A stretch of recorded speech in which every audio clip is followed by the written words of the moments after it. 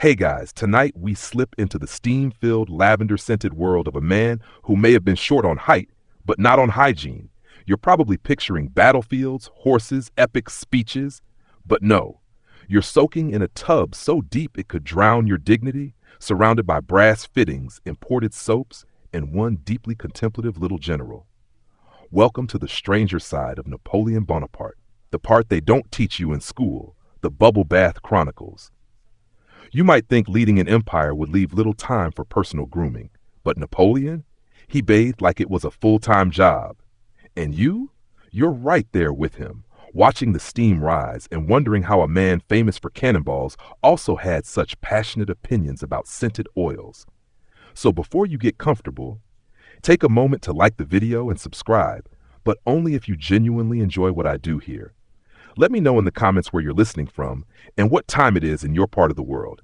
Now, dim the lights, maybe turn on a fan for that soft background hum, and let's ease into tonight's journey together. The water is warm, fragrant, and surprisingly political. Napoleon's fondness for baths wasn't just about cleanliness. It was about control, about ritual. You dip your fingers into the steaming surface, catching hints of rosemary and something vaguely citrusy. He liked cologne in the water. It's the early 1800s, and plumbing is, let's just say, not ideal. But if you're the Emperor of France, you can afford to install a private copper tub in every residence, military tent included. Historians still argue whether his bath habit stemmed from a genuine obsession with hygiene or a clever way to keep his nerves in check. After all, if your day includes managing a sprawling empire and maybe declaring war before breakfast, who wouldn't want a calming soak? You can almost hear the splash of water as Napoleon settles in. He had attendants pour bucket after bucket over him while he sat motionless, like a marble statue marinating in scented broth. He could soak for hours, issuing commands to secretaries who stood by awkwardly, dodging steam clouds and blushing at the emperor's pale knees. And while most Europeans of the time were still suspicious of full-body bathing, thanks bubonic plague trauma, Napoleon was blissfully unbothered. He believed in the healing power of hot water and expensive soap. In fact, one fringe theory suggests that his lifelong aversion to buttons might have started right here, in the tub. Picture this, a young Napoleon, fresh from a bath, trying to wriggle back into one of those stiff 18th century uniforms loaded with buttons up to the chin and beyond. Water-damp fingers, tight wool, endless fastenings. It's enough to drive any man to war. Buttons to Napoleon weren't just annoying. They were symbolic of inefficiency, and the man hated inefficiency almost as much as he hated England. You watch as an attendant tries to help him into his ornate coat. The process is comically slow. Buttons snag on the undershirt. One pops off and rolls under the tub. Napoleon scowls. And you? You try not to laugh because even back then, this was basically the 19th century version of "this zipper won't work." Interestingly, there are letters from his valet describing how he would sometimes forgo proper dress entirely after bathing, just wrap himself in robes or even a towel, issuing imperial commands like a particularly fragrant Roman emperor. It wasn't scandalous so much as eccentric. After all, he was Napoleon. He could declare socks illegal and people would nod. And the soap? Always fancy, sometimes imported, often expensive. There's mention of ambergris, rose oil, even a mysterious imperial blend no one's ever fully identified. One quirky tidbit, he loved eau de cologne so much that he used up to 60 bottles a month. 60! That's not bathing, that's marinating. The bathing room was a command center. Secretaries read him reports as the water sloshed. Generals waited outside the door, pacing nervously as the emperor soaked in peace, mulling over battle strategies and likely cursing buttons under his breath. You start to realize that for Napoleon, the bath wasn't just about getting clean. It was sanctuary, a floating throne room, and maybe deep down, it was the only place where he wasn't expected to conquer something. Outside the door, the world waited. Armies, treaties, revolutions.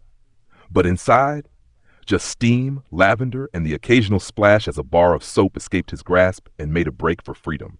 So there you are, sitting on the warm, tiled floor of an opulent Parisian palace, watching the Emperor of France have a deep existential moment with a loofah.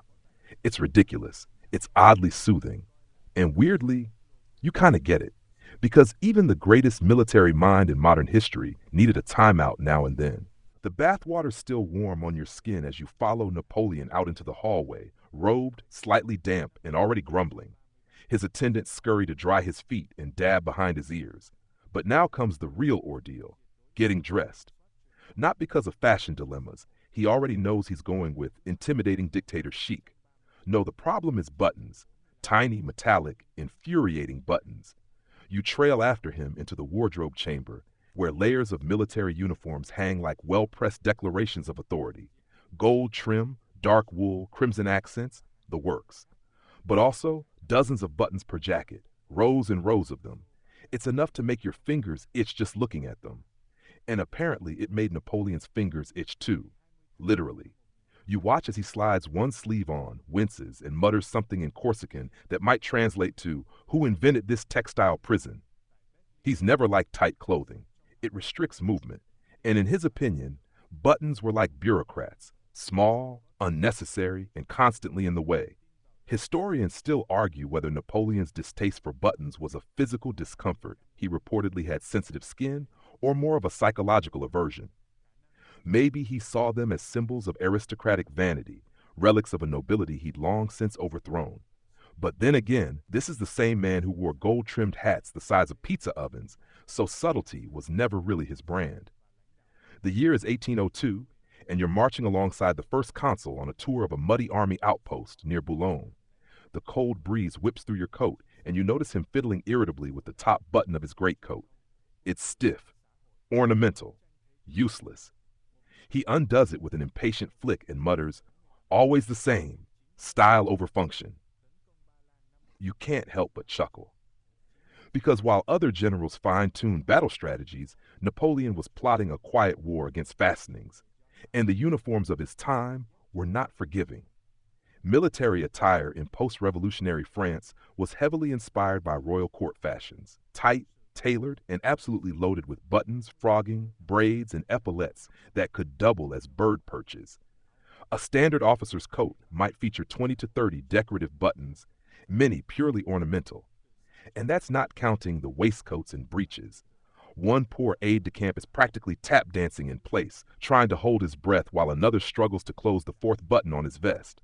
Napoleon notices. "See," he says, pointing, "my army suffocates before it even draws a sword." Quirky tidbit. Napoleon actually experimented with simplified uniforms. He favored a particular cut of coat that minimized adornments. Still sharp-looking, but practical. In fact, some believe his minimalist aesthetic eventually influenced broader trends in European military fashion, paving the way for sleeker, more utilitarian gear. In other words, he hated buttons so much that he may have redefined dress codes across continents. Icon behavior. There's a fringe theory that makes the rounds in the dustier corners of French military history forums, the kind freaked by retired colonels and one very passionate librarian from Toulouse. It suggests that Napoleon's aversion stemmed from a childhood incident involving an especially fussy frock coat and a plate of spilled soup. Apparently, a young Bonaparte, dining with aristocrats at military school, fumbled with a tricky button, delayed his meal, and got scolded so badly he held a grudge for life. Totally unproven. Also, completely believable. You watch as he finally settles on a uniform, dark blue, fewer buttons, high collar, commanding but comfortable. A tailor fusses over a frayed epaulette. Napoleon brushes him away. "Let it fray. I conquer with my brain, not thread." There's also the matter of the climate. Buttons are charming in a dry Paris salon, but out here in the mud and wind of northern France, they become tiny saboteurs. They freeze, they rust, they pop off mid-march and disappear into the sludge forever.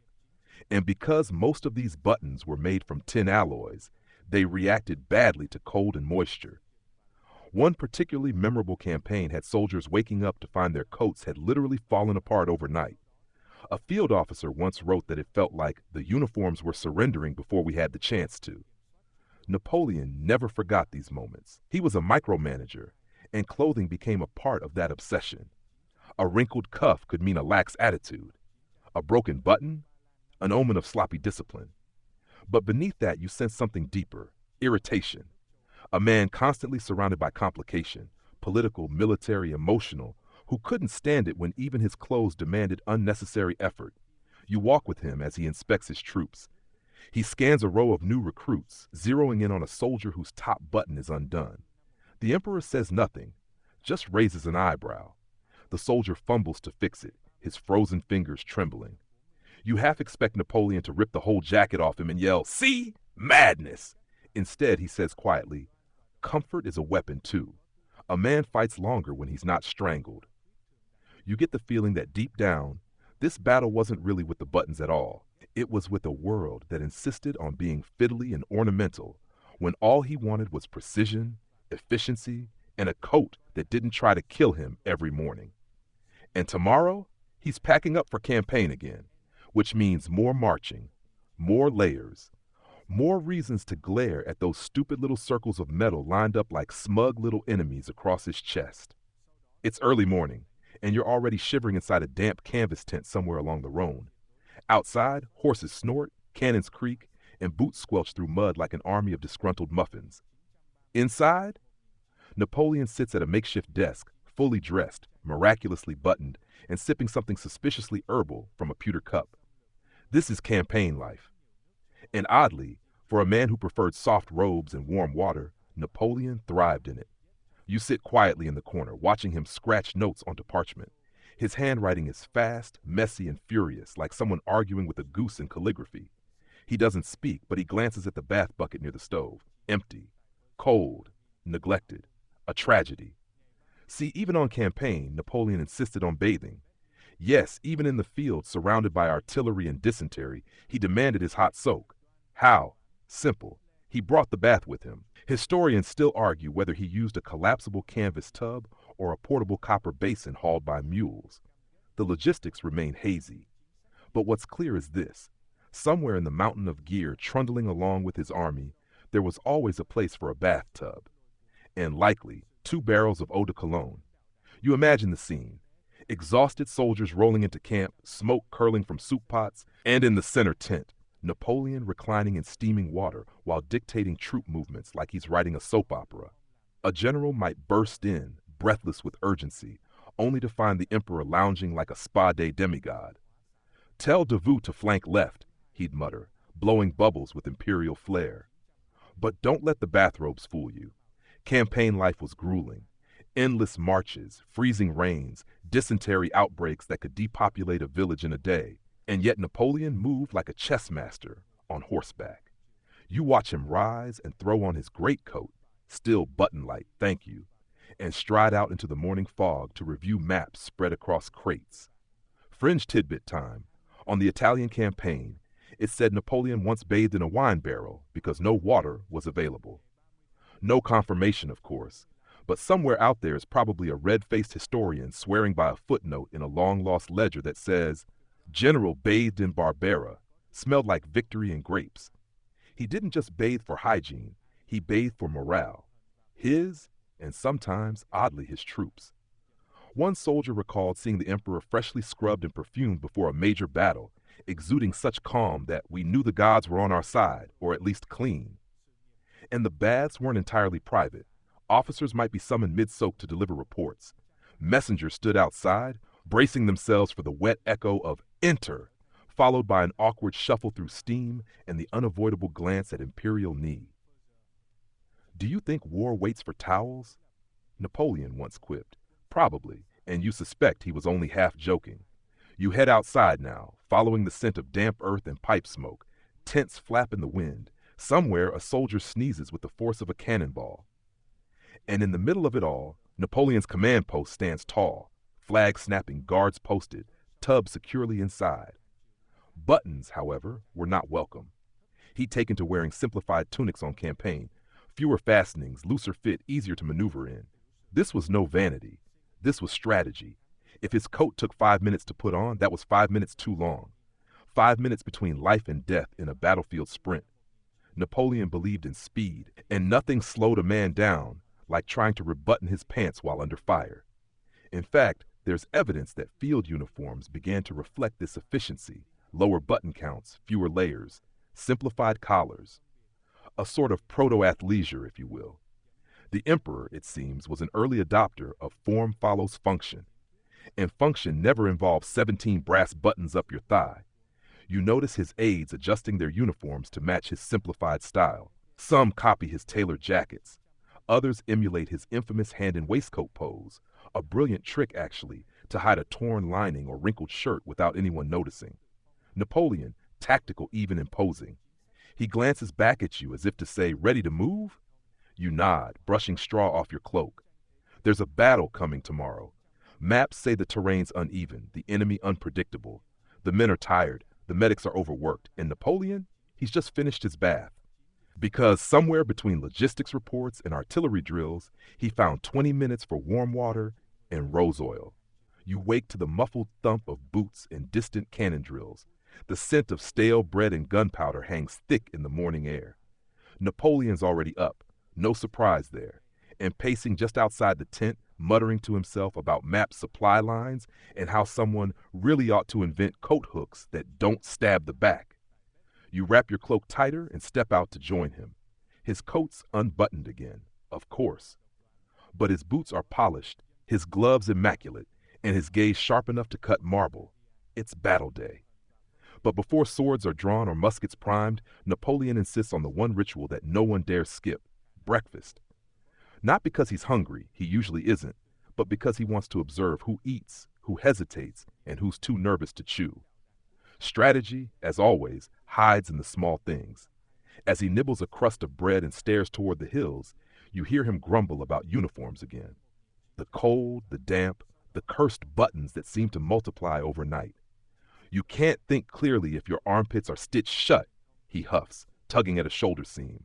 You're starting to wonder if Buttons had done something deeply personal to him in another life.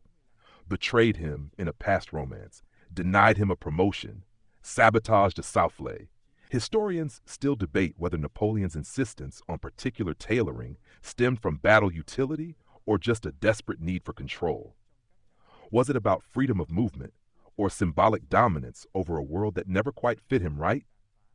After all, this was a man barely 5.5 feet tall, surrounded by towering uniforms designed for kings. Maybe Buttons just reminded him how often the world was built for someone else. The artillery begins its rhythmic tune. Thud, pause, thud. You head to the ridge, Napoleon just behind, flanked by aides and a valet still carrying yesterday's half-used bar of soap. Don't ask. The emperor takes his position and surveys the field. His telescope clicks open, his lips tighten, and then, calm, calculating, as if the battlefield is just a massive chessboard and all he needs is the right bath and a good night's sleep to win. But before the fighting begins, there's a hiccup. One of his officers, young, overeager, tragically stylish, approaches with a tactical suggestion. His voice is confident, his buttons gleaming, too gleaming, distractingly so. Napoleon squints at them like they're trying to hypnotize him. He listens politely, then says, "Next time, wear wool that doesn't flash like a chandelier." That's all. No reprimand, just a comment, one that will haunt the officer's wardrobe choices forever. Quirky detail time.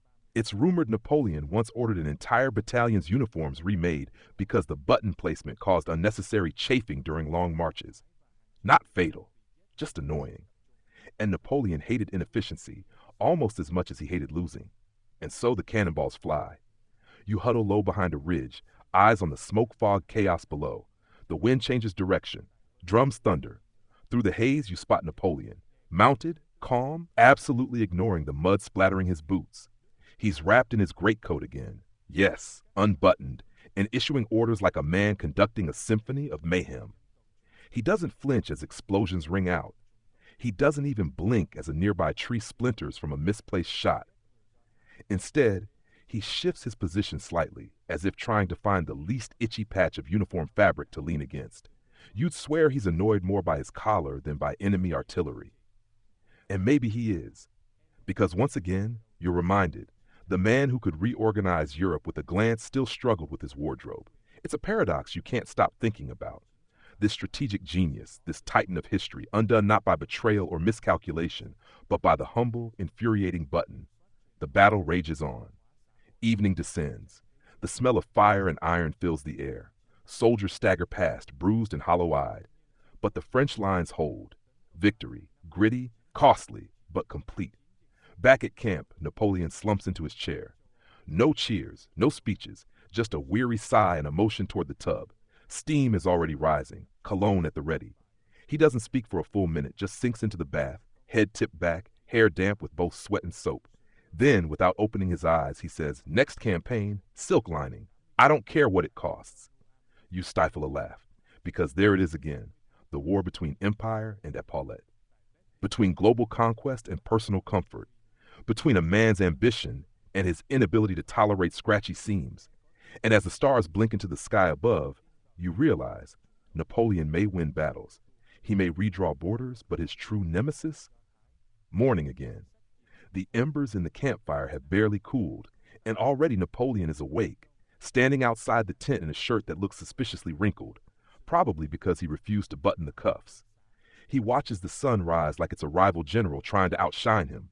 You join him, stifling a yawn, and he's already mid-sentence. If we can march by noon, we reach the Rhone before sunset, assuming nobody decides to button their leggings upside down again. A dig at the quartermaster, no doubt.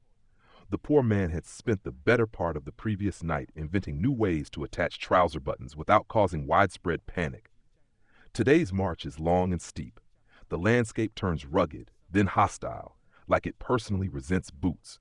You follow the column up a narrow pass, hooves clattering, soldiers grumbling. Napoleon rides ahead on his favorite horse, Marengo, small, fast, and just as stubborn about personal space as his rider. As you trudge behind, you overhear two infantrymen whispering about the emperor's bathwater. Scented, they say. Lavender, maybe, or lemon peel. Smelled it myself, one claims. I think it's O.D. imperial arrogance, the other mutters, and they both stifle giggles. It's true, though. Napoleon traveled with boxes of cologne, not just for himself, but to cleanse wounds, freshen gloves, and occasionally intimidate diplomats with olfactory superiority. One brand, 4711, was practically a member of his inner circle. Historians still argue whether Napoleon's obsession with hygiene was ahead of its time or just another one of his control mechanisms. Remember, this was the late 18th century. Most European armies were walking biohazards. Meanwhile, Napoleon's tent smelled like a luxury spa trying to invade Austria. By midday, the column halts to rest. Napoleon dismounts and calls for his personal map table, a foldable contraption involving at least 6 legs, 3 assistants, and 1 exasperated valet trying to balance a teacup. As the map unfolds, so does the story of his empire. Borders redrawn, cities renamed, rivers reimagined as convenient highways for future victories. But you notice something odd. There's a side pouch on his coat, not a military issue one, something smaller, more personal. When he steps away to speak with an officer, you sneak a peek. Inside, a tiny sewing kit, gold trimmed with 2 spare buttons. This is how deep the rabbit hole goes. Napoleon may have hated buttons, but he feared loose ends even more. And nothing says loose end like a rogue fastening threatening to pop mid-negotiation. Fringe detail incoming. There are reports that at one diplomatic dinner, a Prussian envoy lost a button from his waistcoat. Napoleon, seated nearby, handed him a replacement without a word. The room went silent. Was it kindness, mockery, a flex? Historians can't agree, but it certainly ruined the souffle. Back on the trail, Napoleon insists on inspecting the troops. He strolls past ranks of weary men, their uniforms sagging, their faces sunburnt. He pauses beside one particularly proud grenadier with medals pinned like a glitter explosion. Napoleon squints. "Too many buttons. You look like a sofa." The man smiles anyway. Being insulted by the emperor is practically a promotion. And just like that, Napoleon's back on Marengo, galloping ahead like gravity has politely excused him from its rules. You stumble into camp at dusk. Your feet hate you. Your thighs have filed a formal complaint. Napoleon? He's fresh from another bath, wrapped in a robe that could blind the moon, scribbling letters to his brothers in Italy. He dictates aloud while pacing, pausing only to scratch at a tag that's bothering him. "Joseph," he mutters, "tell the consuls to expedite that shipment and get those tailors to stop experimenting. If I wanted innovation, I'd ask the artillery boys to sew it." You smirk. Somewhere in Paris, a seamstress just felt a cold shiver for no reason. Night falls. Candles flicker in the wind. Soldiers sleep where they fall. But Napoleon? Still awake. Still planning. Still fiddling with a collar that refuses to cooperate with his neck. You realize, watching him, that this obsession isn't vanity. It's something deeper. He's not just trying to control clothing, he's trying to control fate. Every button, every thread, every inch of his uniform must answer to him, just like maps, just like generals. He wins battles because nothing is allowed to be out of place. You wake to the rustle of papers, the scratch of a quill, and the soft sound of Napoleon humming to himself, off key, but alarmingly confident. It's still dark. The camp hasn't stirred, but your commander, your emperor, is already deep in correspondence, draped in a wool cloak that refuses to sit right on his shoulders. Why, he mutters, do tailors always assume men have giraffe necks? You stretch, sit up, and glance at the pages scattered across the makeshift desk. Letters to generals, governors, lovers, each one sealed with wax and lined with the faintest hint of cologne. His multitasking is impressive. He can command a continent, micromanage a marriage, and complain about collar fit all before sunrise. Today's subject, logistics. Not the exciting part of warfare, unless you happen to enjoy the thrilling nuances of grain storage and mule behavior. But for Napoleon, logistics is the lifeblood of conquest. Without it, armies starve, cannons stall, empires fizzle. It's no wonder he's obsessed with keeping every detail perfect, from battlefield maneuvers to the positioning of a scene. Historians still argue whether his success lay in tactical brilliance or simply better planning. But when your supply trains are organized down to the last biscuit and your boots arrive polished in every province, it's hard to claim coincidence. And yes, those boots matter, because today, the emperor's boots don't fit. A new pair, too stiff, too shiny. Imported leather, custom design. He glares at them like they've committed treason. I ask for flexibility, he growls. These feel like I'm standing on philosophy books. You try not to smile. By breakfast, he swapped them out for his old pair, cracked but familiar, and suddenly the morning seems manageable again. The march resumes. You pass vineyards, mountain roads, villages with shutters drawn tight. Napoleon stops often, not for rest but to observe. He notes roof angles, stable locations, population guesses. He files everything away as if planning an invasion and a real estate flip at the same time. And then he spots it. A traveling merchant, wagon creaking under bolts of fabric, and yes, crates of buttons. Napoleon halts the entire column. What kind of buttons, he demands. The merchant, unsure whether to bow or run, stammers something about brass, bone, and mother of pearl. Napoleon nods, hops down from his horse, and inspects the wares like a man inspecting battlefield trophies. Do they pinch? He asks, lifting one to the light. The merchant looks like he's never considered the emotional impact of a button before. Napoleon buys 6 crates. You later find out he doesn't even intend to use them. He just doesn't want the Austrians to have them first. That evening, around the campfire, he shares stories, not of battles, but of fashion disasters at court. There was a duke, he says, whose breeches split during a waltz, tried to pretend it was choreography. The empress was not amused. The men laugh, genuinely. The tension from the march seems to melt, and you see it again, that odd charisma, the way he bends history just by showing up, often in an outfit that's halfway unbuttoned. Quirky detail? There's a long-standing theory that Napoleon's refusal to fully fasten his coats wasn't just about comfort. Some speculate it was a subtle psychological tactic. Leave yourself slightly disheveled, and others lower their guard.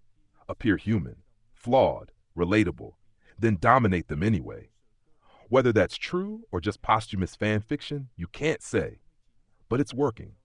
Later, you catch him alone, trimming loose threads from his epaulette with a knife. They say Alexander the Great kept his sword razor sharp, he murmurs. I keep my cuffs neat. Then he looks up, almost sheepishly. No one follows a man with frayed sleeves. Historians still puzzle over what made Napoleon so magnetic. Was it the speeches, the victories, the myth-making? Or maybe it was just that he cared enough to show up looking slightly better pressed than you. Night deepens. The fire dies to coals, and Napoleon, once again, heads for his bath. You trail behind, half asleep, the scent of lavender and boot polish trailing in his wake. You wonder if he dreams of battles, or just of finally inventing the world's first buttonless coat. The next morning arrives cloaked in fog, the kind that wraps around your ankles and whispers, "You're not going anywhere dry today." Soldiers wake grumbling, boots squelch, horses refuse to cooperate. It's the kind of miserable that makes you question every life choice, including joining an army led by a man with suspiciously pristine cuffs. And there he is, Napoleon, standing bone dry beneath a canvas awning, sipping what might be coffee or might be strategic smugness. He looks perfectly at ease, wrapped in a greatcoat fastened halfway, as if daring the wind to try something. You wonder aloud, is he ever cold? Someone behind you answers, only emotionally. Today is a day of waiting. The army must pause while engineers repair a bridge, which, according to rumor, collapsed under the sheer weight of Polish cavalry and 5 carts of wine. Napoleon spends the downtime sketching fortifications in the mud with a stick, which would be adorable if it were accurate. Nearby, a tailor is summoned. Now this is where things get interesting. Napoleon's field tailor, a wiry man named Borel, arrives with a bundle of new uniform options. Napoleon inspects each one like it's an underperforming general. Too many buttons, too stiff. This one's made of, what is this, wool or insult? The tailor tries to explain fabric density. Napoleon waves him off. I need to move, he says, not enter a fashion parade. Fringe detail of the day. There's a popular legend that Napoleon once refused to wear a new overcoat into battle because the buttons were too shiny and he didn't want to alert enemy snipers. Historians still argue whether this was battlefield wisdom or just another example of the emperor's meticulous paranoia. Either way, Borel was sent back to make it duller. As the tailor makes adjustments on the spot, yes, snipping buttons off while trying not to get bayoneted by accident, you stroll past the soldiers enjoying a rare moment of calm. One group is darning socks, another is playing dice with buttons for currency. A third is discussing how many baths a man can take before he's considered suspicious. Napoleon overhears this and smirks. Cleanliness is next to victory, he declares. Someone adds, that should be on a coin. Now comes the bath story. This time, it's improvised. There's no inn, no copper tub, just a large barrel, hastily scrubbed and filled with warm water by a team of orderlies who will never stop complaining about it. Napoleon steps in without ceremony, steam rising around him like he's summoning destiny. You're handed the task of guarding the perimeter, which is ironic considering your commander is currently naked in a bucket. He hums, a different tune today, and gives a small sigh. You know, I do my best thinking here. No interruptions, no maps, no one asking where I'd like my epaulets sewn. And then, in what might be the most Napoleon moment yet, he reaches for a ledger floating on a plank. Yes, even here he's reviewing supply lists while his toes prune. The bath becomes a meeting. Officers gather at a respectable distance. Reports are read. Decisions made. At one point, someone mentions a problem with cavalry uniforms. Buttons keep catching on saddle straps. Napoleon snaps his fingers. Reverse the fastening on the flank jackets. A bold move. In a world of endless marching, sweating, and falling off horses, the direction of your buttons can literally determine whether your ribs stay unbruised. And here's the kicker. That minor adjustment, it would ripple through the Army's dress code for years. Historians still debate whether this choice was practical genius or just an excuse to avoid symmetry. Regardless, the men start calling them reverse rider coats. You try not to laugh. Back at camp, the fog begins to lift. Repairs on the bridge are complete. Soldiers begin packing up, preparing to move. But Napoleon lingers near the barrel, wrapped now in a robe that looks suspiciously like it came from a duchess's boudoir. He turns to you, suddenly contemplative. I often wonder, he muses, why we humans bother with buttons at all.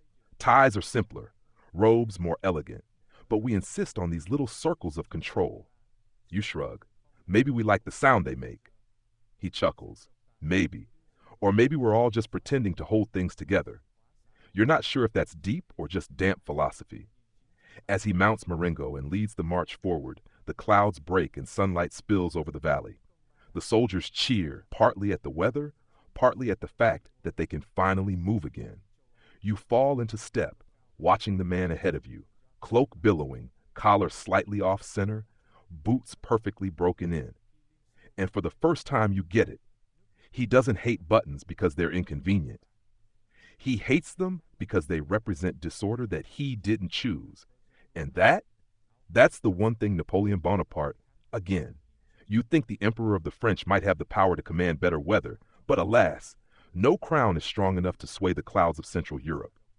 The march grinds on through ankle-deep muck, a brown soup of hoofprints, spilled flour, and what you really hope is just manure.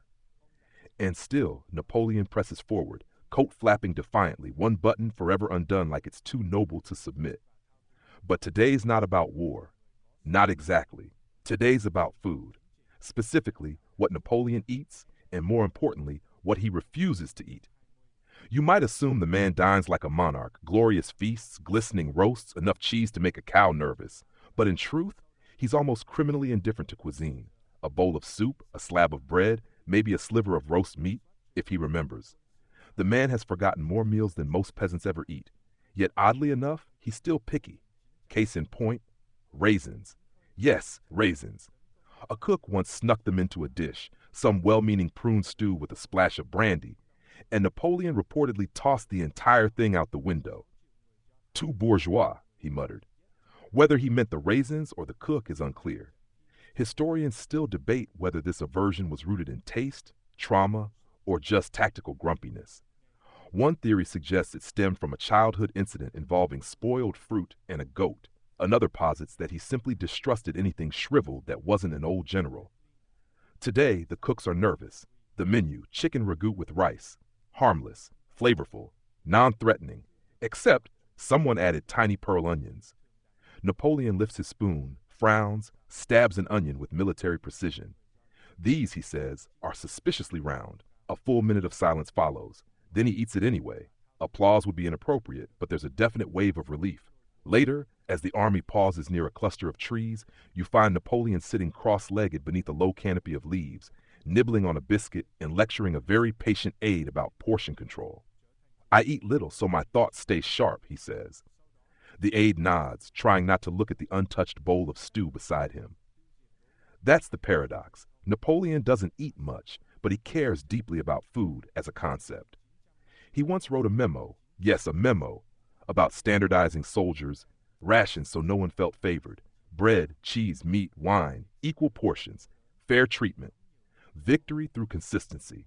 Fringe fact, he also believed garlic was vital for stamina. In Egypt, he had cloves distributed among troops before marches. Whether it helped or just kept enemy camels at bay is still up for scholarly debate. This afternoon, he talks about salt. You know salt once funded empires? He asks no one in particular. It was worth more than gold. There are cities built on it. Wars started for it. And now, we throw it over our shoulders like superstition. He sprinkles a pinch on his stew and immediately pushes it aside. Clearly, the speech was more nourishing than the food. As evening falls, you approach the imperial tent to deliver correspondence. Inside, Napoleon sits on the floor again and is surrounded by open parcels, many of them containing, you guessed it, buttons. The spoils from that merchant haul are now arranged by material and size: wood, bone, brass, mother of pearl. It looks like the world's fanciest sewing circle exploded. He gestures to a button carved with what might be an eagle or might be a very aggressive chicken. What do you think, he asks. About the button? About its loyalty, he deadpans. You blink, he laughs. Relax, I'm not mad, I'm just tired. And you can see it. Behind the bravado, the baths, the posturing, a man carrying an empire and running low on energy bars. He rubs his eyes and mutters something about how Josephine once burned a souffle and a love letter in the same night. You wisely decide not to ask which upset him more. Then, bath time. This time, the tub is a bit more luxurious. Some thoughtful officer has procured scented oils, possibly lavender, possibly horse balm, and Napoleon soaks with the serenity of a monk and the schedule of a CEO. You should try it, he tells you, eyes half closed. The water teaches you things. You're not sure if he means temperature, floating, or diplomacy. You nod anyway. He leans back, steam curling around his face. Do you know the first thing I wanted when I became emperor? You shake your head. A larger bathtub. He laughs, soft and sleepy. Power is overrated. Warm water, that's the secret. And in that moment, you wonder if half of history could have been avoided with better plumbing. As he dries off, methodically, almost militarily, he hums again. This time it's a tune you don't recognize, something soft and sad. He pauses, glances at the half-eaten biscuit on the tray, and shrugs. Too many crumbs, he mutters. Even in victory, you end up sweeping. You wake to the sound of horses arguing with each other. Well, arguing in the way only horses can, snorts, tail swishes, and the occasional theatrical stomp. The camp is stirring, breakfast fires crackle, and somewhere in the haze of dawn, Napoleon is already halfway through his morning routine, which involves, naturally, a brisk walk, a bath, and a spirited debate with his valet about how many handkerchiefs are appropriate for a single man to carry into Austria. 3 is excessive, Napoleon declares, towel slung over one shoulder. What am I, a laundress? His valet dares not reply. Today's journey brings you near a small rural town, unremarkable in size, but remarkable in its stitching. That's right.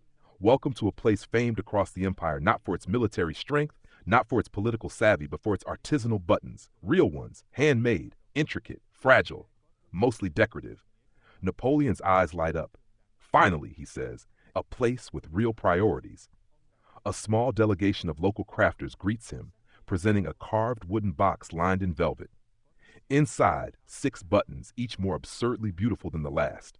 One shaped like a lion, another like a lyre, and one, which you suspect is a joke, is just a very tiny bust of Napoleon himself. Complete with bicorn, he doesn't laugh, he merely nods. I'll put it on my nightshirt. Cue nervous giggling from the delegation. This moment, like many, balances on the line between reverence and satire. Is he being funny? Is he serious? Is he genuinely flattered by button fan art? You may never know. What you do know is that the man takes detail seriously. While most leaders would wave off such trinkets, Napoleon studies them like they hold the key to victory. He turns each over in his fingers, weighing not just the craftsmanship, but the potential utility. Too sharp, he says of the lyre-shaped one. Could snag on a tent flap. To your shock, he actually dons the lion button on his travel cloak. The soldiers notice. Is that a jungle theme now? Someone whispers. You smirk? Don't say it too loud. He might bring elephants next. Despite the levity, there's a certain melancholy in the air.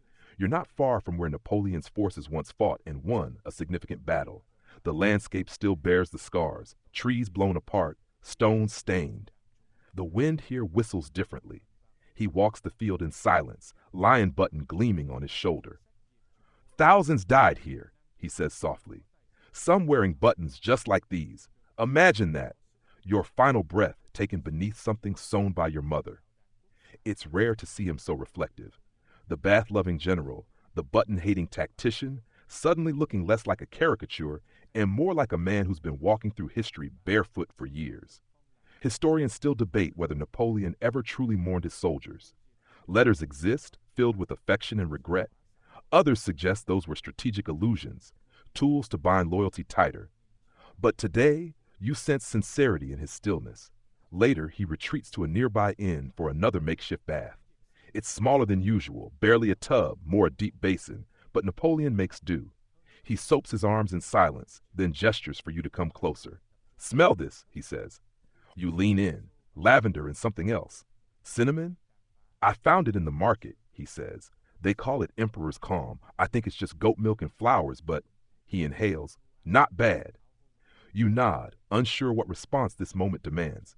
He soaks a little longer than usual tonight, staring at the ceiling, steam rising around him like battlefield fog. Then, with a sudden start, why don't soldiers bathe more? Because they hate themselves, you offer, instantly regretting it, but he laughs. No, because they think grit equals glory. But it doesn't. Grit is a symptom. Clean is a decision. You think about this as he dries off with military efficiency and returns to the fire. A young courier approaches with a satchel of letters, one from Josephine, a few from ministers, one from a boy who claims to be his cousin, and one with a button inside. Napoleon opens it, squints at the contents, and holds up the lone item, a simple fabric-covered button stitched with golden thread in the shape of a bee. Ah, yes, the bee, his favorite emblem. Industrious, organized, regal, but humble. Now this, he says, belongs near the heart, and he sews it on right then and there, fingers clumsy but committed. No tailor, no fanfare, just needle and thread and the quiet chirp of cicadas. By nightfall, the lion is gone, the bee is in, and the emperor sleeps wearing a shirt adorned with tiny symbols of power and sentiment. You sit nearby, warming your hands near the embers, listening to the wind whisper through shutters. You realize something that seems both absurd and true. For a man who hated buttons, it's dark when you wake and colder than usual. A fog has crept in, thick, slow, and theatrical, like it knows it's part of a Napoleon story. The kind of fog that softens cannon blasts and blurs outlines until every tree stump looks suspiciously like an ambush. But the emperor's already up. You find him by the fire, sharpening a quill. He glances at you. We draft with precision, too. Today is not a marching day. It's a writing day. And that means paperwork, maps, manifestos, and, inevitably, an argument about uniforms. Because if there is one thing that has haunted Napoleon beyond exile, betrayal, and the British Navy, it's the humble, impractical, completely fashion-forward military uniform. Specifically, the buttons on it. He unrolls a design draft from his aides. Sketches of officer jackets gleaming with buttons in a staggered diagonal pattern that would make a peacock jealous. Napoleon groans. Why must everything look like upholstery from Versailles? To be fair, military uniforms at the time were less about camouflage and more about dramatic flair. Bright colors, gold trim, decorative cuffs, ideal for parades, less ideal for hiding in bushes. Napoleon, ever the pragmatist, once tried to simplify the entire French uniform system. He proposed fewer colors, standard buttons, and, this is true, a jacket that could double as sleepwear. Historians still argue whether this was a logistical stroke of genius or just Napoleon trying to reduce laundry time. What's not up for debate? His hatred of non-functional buttons. They serve no purpose, he complains, flicking one with exaggerated disdain. If it doesn't close something, why is it there? Is it to insult the wearer's intelligence? You open your mouth to reply, then wisely close it. There is a very real rage in his voice. You imagine buttons banding together, rising up in the night, whispering of revolution, liberty, fraternity, fascinity. Mid-morning, a tailor arrives from a nearby regiment, summoned for what Napoleon calls emergency fashion intervention. He arrives shaking, half-frozen, and clutching spools of thread like holy relics. Napoleon points at his own sleeve. Fix this. Make it make sense. The tailor doesn't ask what sense means. He just starts measuring. Meanwhile, your job becomes sorting through an absurdly specific list of band uniform embellishments. Tassels, shoulder wings, purely decorative chains, and of course mock buttons. You find a note scribbled in Napoleon's handwriting. No buttons on cuffs. Hands must breathe. This is a man who commands thousands, defeats coalitions, and still finds time to care about cuff comfort. Yet, despite all this button skepticism, he's also responsible for creating one of the most instantly recognizable uniforms in history. Navy coat, gold trim, bicorn hat, hand tucked dramatically into vest. You ask him about that hand thing once. Cold fingers, he says flatly, and it annoyed caricaturists. Fringe fact, some scholars speculate the pose was common in portraits to convey calm control. Others think it was a subtle jab at British painters who couldn't draw hands. As lunch rolls around, yet another bowl of soup and one very frightened biscuit, you notice something curious, a line of buttons, shiny and out of place, on the inside of his vest. You ask? Ah, he says, those are real. No one sees them, so I respect them. You consider writing that one down. It feels philosophical. That afternoon, he pores over maps with oil-smudged fingers, tracing troop paths and weather forecasts. The battle ahead, still unnamed, looms on the horizon like a distant thundercloud. And yet, as always, the mundane inserts itself into greatness. This area here, he murmurs, bad for cavalry, too muddy. You squint at the map. It's dotted with odd symbols. Some are traditional, trees, rivers, but others are buttons. Small, round ink circles drawn where uniform complaints have been filed. You raise an eyebrow. He shrugs. Moral cartography. The map is more than strategy. It's a running log of fashion grievances, terrain logistics, and biscuit quality across the empire. Evening falls, and the tailor returns with the altered uniform. Sleeker, simpler, functional. The cuffs are loose. The buttons are minimal. Napoleon actually smiles. This, he says, turning to you, is how you lead. Through thread? Through clarity. He buttons the coat slowly, deliberately. Each one has a job. Each one clicks into place with the authority of a man organizing the very atoms around him. And then he adds a final touch, the B button, again, subtly at the collar, a quiet nod to persistence. Let them wear ribbons, he murmurs, will wear purpose. Later, he slips into the steaming bath, sighing as though he's just dismissed the entire Prussian army. You know, he says, eyes closed, they used to think buttons were magical, wards against evil, talismanic stitching, medieval nonsense. You tilt your head. You don't believe in button magic? He grins without opening his eyes. Oh, I absolutely do, but only the kind you can undo with one hand and no curse. There's a strange calm the next morning, like the world has paused mid-breath, waiting to see what Napoleon will do next. The fog is gone, burned away by a pale sun that peeks through thin clouds like a bashful courtier. Somewhere nearby, a rooster crows. Once. Then, realizing it's not welcome, it stops. Napoleon stands at the edge of a ridge, coat freshly pressed, boots impossibly clean, and of course, buttons meticulously aligned. His fingers rest on the pommel of his sword, but his mind is clearly elsewhere. Today, he announces, we do not march, we prepare. You prepare, which means meetings, so many meetings, and paperwork, inspections, and at one point a lengthy argument about whether a soldier's mustache counts as unregulated facial decor. Napoleon insists that style, like strategy, must have boundaries. By midday, you find yourself in the supply tents, sorting through shipments.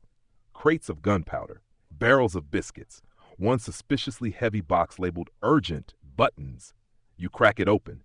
Inside, hundreds of gleaming brass buttons, identical, regulation size, the official ones, the ones every soldier is supposed to wear on formal coats, the ones that dig into ribs when you fall asleep against a tree.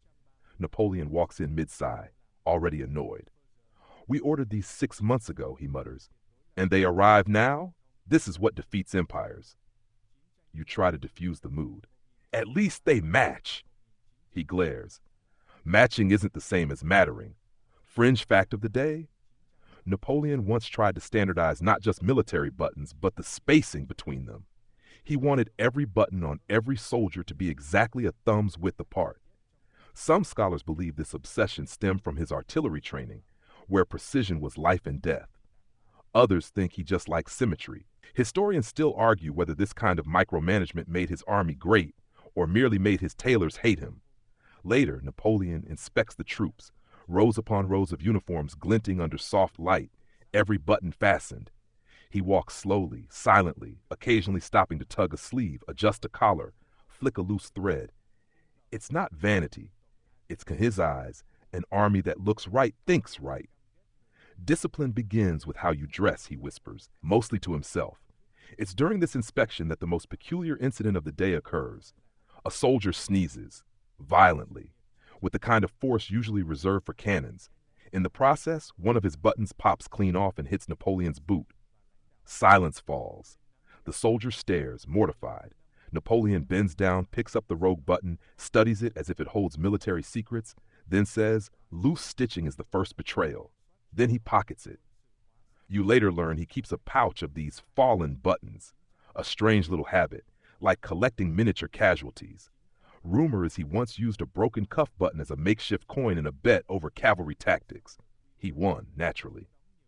The day winds down with a surprise inspection of the mess tent. Napoleon's looking for morale indicators. Clean spoons, warm food, coherent grumbling. He tastes the stew, barely edible, scowls at the bread, aggressively stale, and makes a note in his pocketbook. Then, bizarrely, he asks the cook for a needle and thread. He disappears into a corner for several minutes. When he reemerges, he's sewn the fallen soldier's button onto his own sleeve, upside down, but still. No one asks why. That night around the fire, he explains. It's a reminder, he says, turning the sleeve. Even the smallest parts break under pressure. You must know where they fail before they do. It's oddly profound. For a man once ridiculed for being short, melodramatic, and obsessed with bathwater temperature, he's got a way of making even buttons seem poetic. You drift towards sleep, belly full of stew, mind full of epaulets and brass fittings. Somewhere nearby, the army hums in its sleep, snoring, shifting, dreaming of victory and clean socks. Napoleon, meanwhile, is back at his desk writing by candlelight. The flame flickers, casting his silhouette on canvas walls. He's drafting letters, repositioning maps, and, yes, smoothing his sleeves. You swear you see him glance at the upside-down button again, as if weighing its meaning against a world full of moving parts. And in that moment, you understand. The man may conquer continents. Dawn arrives reluctantly, dragging its feet like a hungover stable boy. The sky is the color of old parchment, smeared with the faintest streaks of gold, and you wake to the rhythmic rustle of paper. Again. Napoleon is already up, cross-legged on a crate, poring over yet another map while sipping something that looks suspiciously like wine but smells like revenge. He doesn't look up. Today, he murmurs, we pack. You blink. For battle? No, for baths. Turns out, even war can't delay hygiene. Not when you're Napoleon. The great general is off to inspect a newly constructed field bathing unit, custom built by engineers who definitely thought their careers would involve more glory and less plumbing. You trail him across a damp meadow until you reach the most curious structure you've seen all campaign, a canvas bathhouse. Inside, steam, towels, lavender-scented soap, and in the center, his traveling copper tub, shining like a holy relic. He eyes it approvingly. Good. This is where victory begins. And he means it. Napoleon believed clean troops were better troops. He once mandated regular bathing schedules for entire battalions, a policy that earned him nicknames like Le Propre Empereur, the Clean Emperor, mostly whispered behind backs. But let's be honest, this wasn't about sanitation alone. This was about control. You can't command an empire if you can't command your pores. As he steps behind the privacy screen, you hear a familiar slosh. Then, check the towels. There should be 12. You count. 13. You hesitate, then remove one. You've learned not to argue with bath math. While he soaks, you wander around the camp, observing soldiers who now resemble reluctant spa guests. One scrubbing boots, another's trimming nose hair with a bayonet. A group nearby debates whether Napoleon's bath water has its own rank. It's probably a general. Someone mutters, general hygiene. Meanwhile, Napoleon calls out, bring me the button box. Of course, his bath isn't just for cleaning, it's also his thinking throne. And this morning, his obsession is replacement buttons. You present the box, which contains an eclectic mix. Brass, bone, mother of pearl, even when carved from olive wood. He sorts through them as if selecting fine cigars, muttering things like too chatty, or this one looks disloyal. Finally, he holds up a squat wooden button with a faint swirl. This, he declares, is a philosopher's button. You nod solemnly, as if that means anything. Fringe fact, some Napoleonic scholars speculate that the emperor assigned personalities to his uniform accessories. Others believe he just got bored easily. Historians still argue whether his bathing rituals were eccentric indulgence or a stroke of psychological brilliance. After all, if your men see you gliding through a steam cloud like some French Apollo, don't they fight a little harder? Post-bath, he emerges radiant. Damp curls, gleaming cheeks, eyes bright with tactical cleanliness. He buttons his shirt, slowly, reverently, one philosopher's button at a time. Then he turns to you.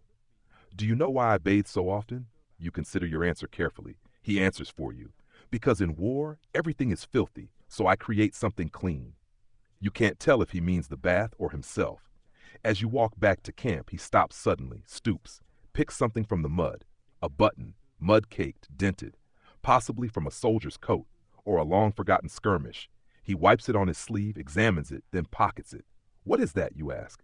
An omen, he replies, deadpan. You never find out what kind.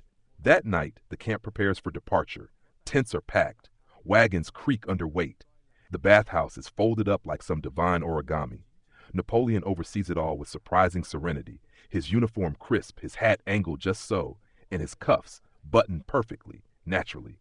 As he watches the sun dip below the hills, casting a rosy glow over the churned-up earth, he murmurs, clean coats, clear minds, tomorrow we ride. You don't sleep much, not because you're afraid, but because deep down you wonder what kind of man wages war with one hand on a cannon and the other on a collar pin. Sleep, when it comes, is patchy, torn into strange little pieces by rustling canvas, murmured prayers, and the not-so-distant sound of someone passionately arguing with a goat. Morning doesn't arrive so much as ambush you, a bugle blast, a clatter of hooves, and a soldier loudly shouting, "Where's my other sock?" You groggily lace your boots, wondering when mud became your primary skincare ingredient. Napoleon, by contrast, is immaculate. He stands by the command tent, hat already on, coat buttoned tighter than a diplomat's secrets. His boots shine with the kind of polish usually reserved for fine cutlery, and his expression reads, conqueror with a 9 a.m. agenda.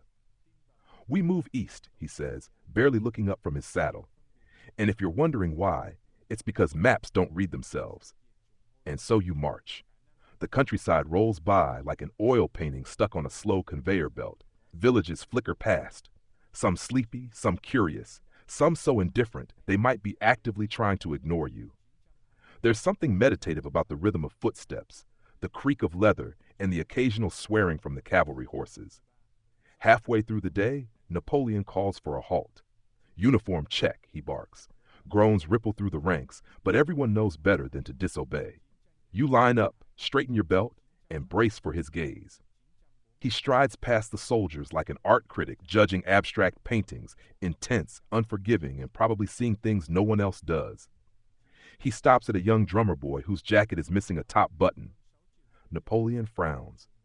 "Do you know what this means?" The boy blinks. "That I should have sewn it back on?" "No. It means your morale is one gust of wind from collapse." And with that, he pulls a needle and thread from his coat pocket. "Yes, really," and sews the button back on himself. You glance at the other officers. No one dares laugh. One whispers, "He did this last week, twice." That's your fringe fact. Napoleon traveled with not one but two personal sewing kits, one for emergencies, the other for philosophical stitching. That's what he called it when he patched uniforms while contemplating troop movements. Historians still debate whether this was clever psychological reinforcement or just a side effect of spending too much time surrounded by badly dressed artillerymen. After the inspection, the column moves again, weaving through narrow forest paths. At one point, a soldier trips on a root and face plants into a puddle. His buttons, gleaming just minutes ago, now resemble coins dropped into soup. Napoleon doesn't even blink. "Nature always resists order," he mutters, then steps around the puddle like it offends him personally. Around midday, the caravan stops at a monastery. The monks, serene and silent, offer bread, wine, and what they claim is an original Roman bathhouse in the cellar. Napoleon's eyes light up. You can almost hear his soul say, "Oui." Moments later, you're helping lower his travel tub into a crypt surrounded by stone saints and suspicious-looking frescoes. He insists on bathing immediately. The acoustics are excellent. As he soaks beneath a faded mosaic of St. Jerome, he asks, "Do you know why the Romans conquered so much?" You start to answer. He holds up a hand. Because they knew the value of infrastructure and buttons, their tunics fastened with brooches, far less reliable. You don't argue. You're too busy wondering whether you're the only person who's ever debated fasteners in a monastery basement. That night, the soldiers sleep in the monk's courtyard. Some share wine, others share ghost stories. One tells the tale of a phantom general who lost an empire because he misbuttoned his coat before battle. Napoleon, wrapped in a cloak, listens quietly. When the story ends, he says, "There's truth in that." Then he unbuttons one cuff, just a little, and whispers, "Imperfection is sometimes camouflage." You think it's a joke. Or maybe not. That's the thing about following Napoleon. You never quite know if he's inspiring, unhinged, or just very, very cold. Either way, his coat stays on. Not in a farm kind of way, in a French soldier borrowed it to use as an alarm kind of way. Someone mutters, "Every campaign has its low point," and you suspect it might have just passed.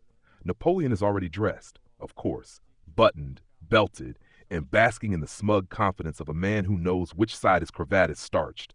Today's mission is less glamorous. Inventory. You and a few officers are assigned to count and assess the Army's dwindling supplies. Gunpowder, flour, and yes, buttons. The storage tent is chaos. Crates lean at dangerous angles, labels have faded to ghostly suggestions, and someone appears to use the button ledger as a napkin. A rat wearing what looks like part of a uniform scurries by. You salute it. It does not salute back. Napoleon arrives mid-count. He scans the tent like a disappointed tailor. "We have 3 types of power in this world," he says. "Gunpowder, information, and buttons. Guess which we're running low on?" The answer, unfortunately, is all 3. You hand him a button, dull pewter, probably from a grenadier's overcoat. He turns it over, squinting. "This," he sighs, "is a button that's seen things." Then, to your surprise, he pockets it, a keepsake, or a warning. Throughout the day, he consults with quartermasters, scribbles notes, and mutters things like, "Brass shrinks in cold," and "bone buttons, too emotional." You start to suspect he's building some kind of button-based psychological profile of the entire army. Here's a fringe tidbit. Napoleon once ordered a redesign of his officers' uniforms after observing that exposed buttons caused them to fiddle nervously during battles. New version? Concealed closures, tension, hidden under fabric. Very metaphorical. Historians still argue whether this uniform shift had any tactical value or was just another symptom of his deep obsession with visual control. One theory posits he believed every unfastened button suggested a loose thought. Later that afternoon, you join him on a short inspection of a local village. The mayor greets you wearing a coat that appears to be held together with string and desperation. Napoleon winces. "Sir," he says, "may I offer you a donation?" He produces, no kidding, a small tin of spare buttons. The mayor accepts with awe, as if gifted a Fabergé egg. You half expect him to build a shrine. Civic morale, Napoleon whispers to you, begins with stitching. As you walk back, he reflects on his early days in Corsica, how his family couldn't afford fine clothes, how he once wore the same coat for an entire winter, patching it again and again with scraps and pride. He touches his own jacket absently. "Now they're all lined in silk. Isn't that funny?" You nod. It is funny, but also oddly sad. You pass a regiment drilling in a field. Napoleon stops, watching the synchronized movements, the gleam of bayonets, the rhythmic thump of boots. One soldier falters, his coat snagged open. A button is popped off mid-pivot. Without a word, Napoleon steps forward, kneels in the mud, and picks it up. "Buttons," he murmurs, "are the hinges of history." You think he's being poetic. Then again, maybe not. He gives the button to you, pressing it into your hand like a relic. "Keep it. You'll need it." You don't ask why. That evening, the army settles down for the night. Fires crackle. Bread is broken. A few soldiers try their luck at singing until someone throws a potato to silence them.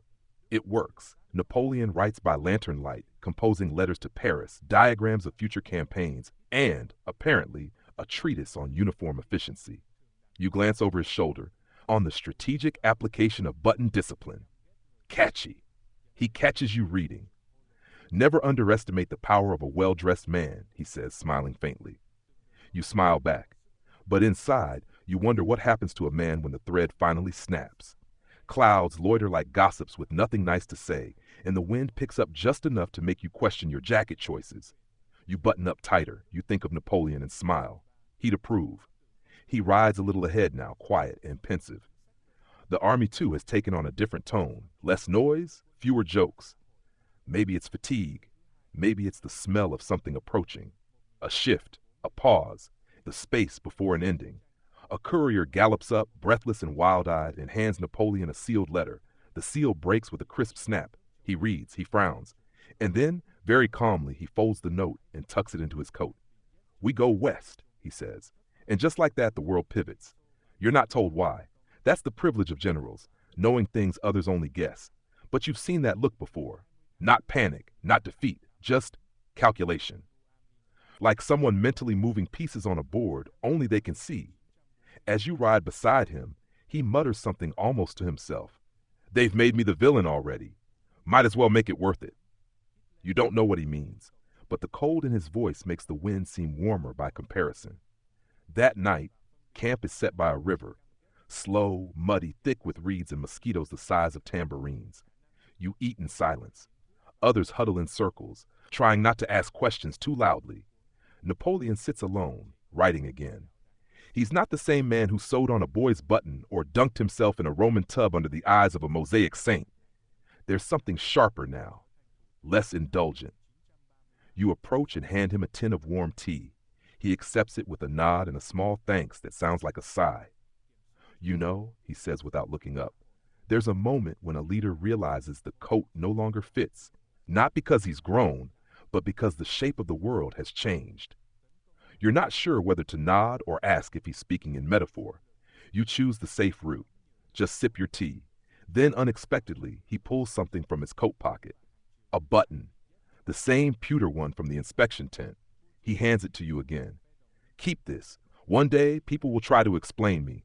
This might help them more than any book." You open your mouth to respond, but he waves it off. "Sleep now. Tomorrow we wear our cleanest uniforms, and we look confident, even if the sky falls." That night, as the fires dim and the soldiers drift to sleep, the wind rustles the tent flaps like pages turning in a story nearing its end.